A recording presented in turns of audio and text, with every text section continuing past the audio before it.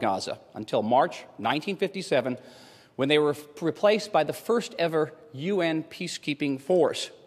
Nearly a decade of quiet followed, only to be broken by Nasser's decision in May 1967 to evict those UN forces from around Gaza, setting off a chain of events that led to the outbreak of the Six-Day War. During that conflict, on the eve of that conflict, Israeli Defense Minister Moshe Dayan gave strict instructions to the Israeli army, don't go into Gaza. They went into Gaza. They went into Gaza in response to fire from Palestinian irregular and Egyptian forces, and thus began an occupation that was to last for the next 38 years. Under Israeli occupation, Gaza became a power base for the Palestine Liberation Organization, originally created by Egypt, but now dominated after the Six-Day War by the Al-Fatah organization and its chairman, Yasser Arafat. Israeli forces under General Sharon drove the PLO underground into Gaza in the early 1970s, opening the way for the establishment of Israeli settlements in the Gaza Strip. But that old Jewish Zionist ambivalence toward Gaza remained. In contrast to the West Bank, that biblical heartland of the Jewish people, where several hundred settlements were eventually established, housing well over 200,000 settlers, Gaza attracted a mere 21 settlements with only 8,000 residents. It was never very attractive. Indeed, in the peace talks between Israel and Egypt in the late 1970s, Prime Minister Menachem Begin, a great champion of the settlements, offered to give Gaza back to Egypt, and Egyptian President Anwar Sadat turned him down. The Palestinian population of Gaza, meanwhile, multiplied almost exponentially to nearly 1.5 million people today.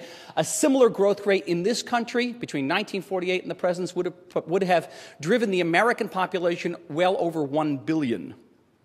Now, much of that growth rate could be attributed to the United Nations Relief and Works Agency, UNRWA. It's the only UN body created to deal with a specific refugee problem, and which provided a basic income and social services to all refugees and their descendants, irrespective of family size.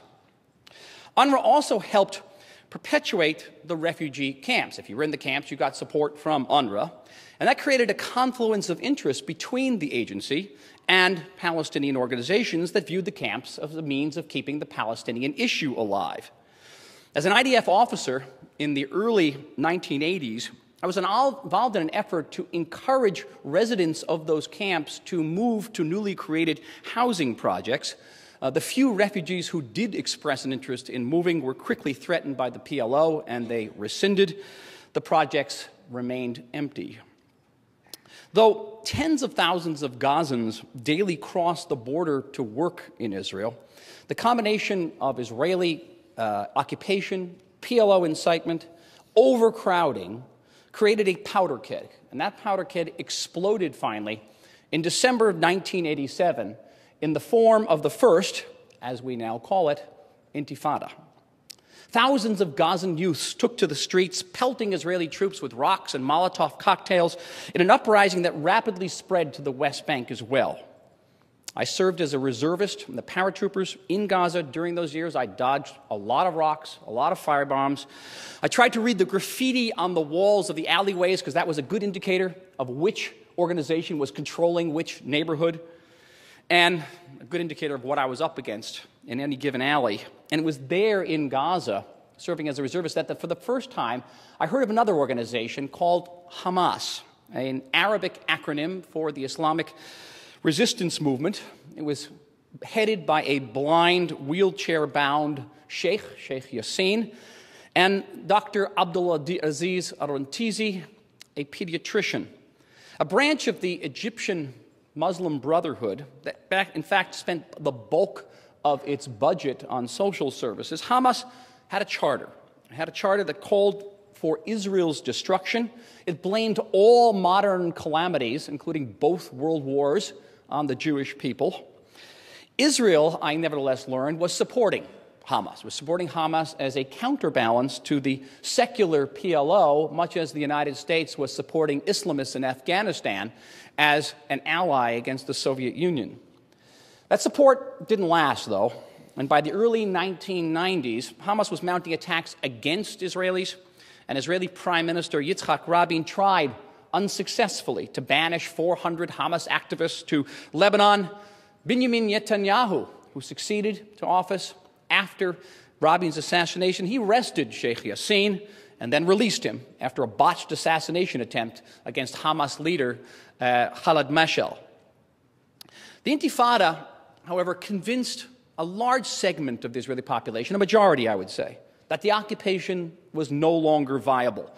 And it convinced Yasser Arafat that he might lose control of the territories entirely. And the result of both these realizations came in September 1993 in the form of the Oslo Accords. Gaza was to serve as a litmus test for that process, the so-called Gaza First approach. And it was to Gaza that Arafat made his triumphant return to the territories that June.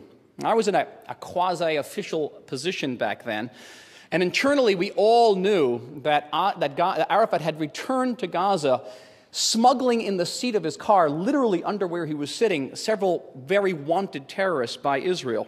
There were proposals, recommendations made to Rabin to suspend the Oslo process right there. Rabin turned them down. Arafat proceeded to play a double game with Hamas in Gaza, sometimes suppressing the organization, sometimes allowing it to conduct operations. Ultimately, Hamas would mount a total of 70 suicide bombings against Israel, killing all told 483 Israelis, including not only my sister-in-law, but several of my children's classmates, and 8 people blown up in the restaurant directly under my office in Jerusalem, the Cafe Hillel bombing.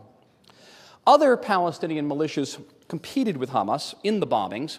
It helped to precipitate the fall of 3 Israeli governments, and it climaxed in what the Palestinians called the Second Intifada in September of 2000. Attacks on Israeli settlers escalated, along with suicide bombings in Israeli cities. I was called up in the army back then as well. I was flown off to Nablus, not in Gaza, but I can tell you that the IDF was caught completely off guard by this onslaught of suicide bombings and ambushes. Among the surprises that Hamas sprung on us was the Qassam rocket, made out of irrigation pipes, almost all of them smuggled in from Israel, and propellants mixed from various household chemicals. Named after the military wing of Hamas, the Izz al-Din al-Qassam Brigades. He was a Palestinian rebel leader in the 1930s who was killed by the British.